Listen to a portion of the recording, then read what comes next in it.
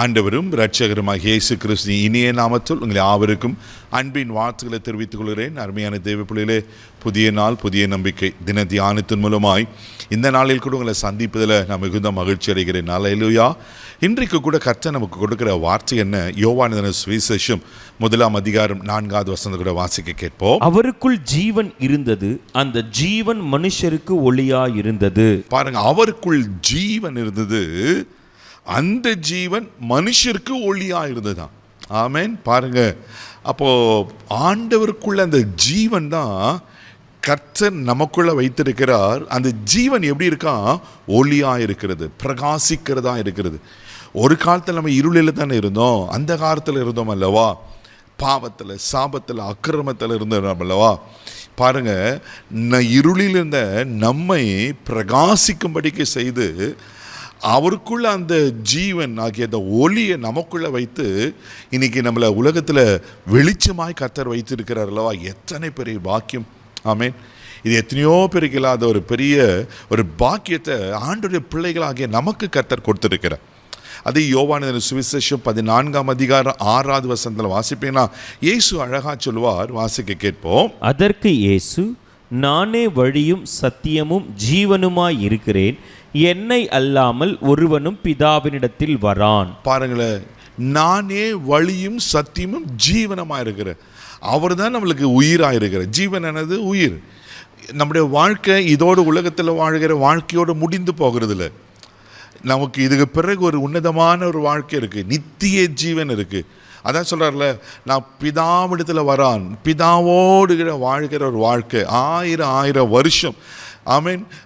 இயேசுவோடு கூட வாழ்கிற வாழ்க்கை, அதுதான் பரலோக ராஜ்யம். அதனால தான் ஆண்டவர் வாக்கு பண்ணிட்டு போனார், நான் போய் உங்களுக்கு ஒரு வாசஸ்தலத்தை ஆயத்த பண்ணின பின்பு நான் வந்து உங்களை இடத்துல சேர்த்துக் கொள்வேன்னு. அப்போ அந்த வாசஸ்தலத்தை சுதந்திரிக்கணும்னா நமக்குள்ள அவருடைய ஜீவன் வேணும். ஹல்லேலூயா.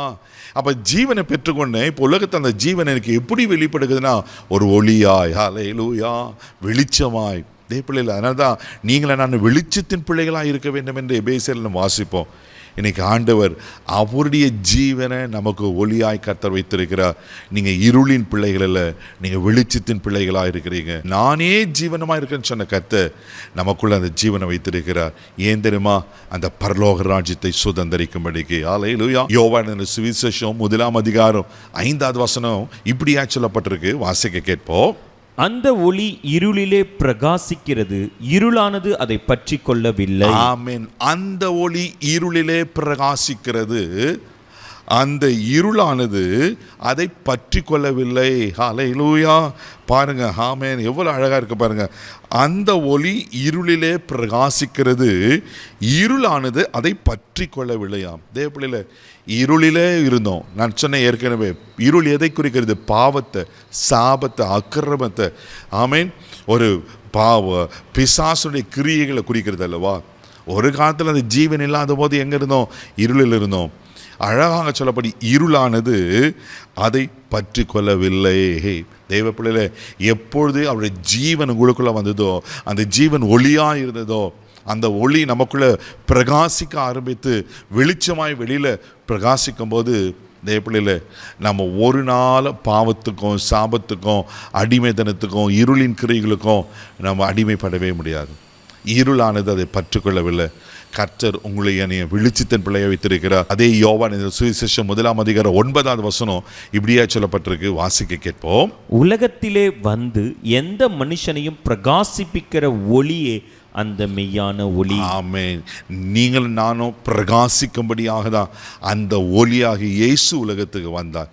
உலகத்தில் வந்து எந்த மனுஷனையும் பிரகாசிப்பிக்கிற ஒளி, மெய்யான ஒளி. அந்த ஒளி நமக்குள்ளே இருக்கிறவர்களும் இருளுங்களை பற்ற முடியாது. நீங்களும் இருளில் இருக்க மாட்டீங்க. நீங்கள் இருளுக்குரியவர்கள் அல்ல, நீங்கள் வெளிச்சத்துக்குரியவர். கர்த்தர் உங்களுக்கு வெளிச்சமாக இருக்கிறாரு, கர்த்தர் உங்களுக்கு ஒளியாக இருக்கிறாரு. நீங்கள் வெளிச்சத்தின் பிள்ளையாக இருக்கிறீங்க. தைரியமாக போங்க. அவர்களை அற்புதமாக அந்த நித்திய ஜீவனுக்குள்ளே நடத்துவார். கண்களை மூடி நம்ம செபிக்கலாம். அன்பு தகப்பனே, உமக்கு நன்றி சொல்லி உம்மை துதிக்கிறோம், உம்மை ஸ்தோத்திரிக்கிறோம்ப்பா. ஆண்டவரே உமக்கு ஸ்தோத்திரிக்கிறோம். மெய்யான ஒளி ஆண்டவரே உமக்கு ஸ்தோத்திரம். அந்த ஜீவனை எங்களுக்கு ஒளியாய் நீ தந்திருக்கிறீர், ஸ்தோத்திரம்ப்பா. ஆண்டவரே, அந்த ஜீவனை பெற்ற நாங்கள் நித்திய ஜீவனை அடைவதற்கு எங்களை ஒவ்வொரு நாள் தகுதிப்படுத்தும்படியாக செபிக்கிறோம். இந்த நாள் முழுதும் கரம் பிடித்து நடத்தும் தெய்வீக பாதுகாப்பாக ஒப்படுகிறோம். ஒரு நாள் இருள் எங்களை பற்றாதபடி பாதுகாத்துக்கிறோம். கிருபைக்கு ஒப்புக்கொடுறோம். இயேசுவின் மூலம் ஜெபம் கேளும் பிதாவே, ஆமென். நீங்கள் வெளிச்சத்தின் பிள்ளைகள், தைரியமாக போங்க. God bless you.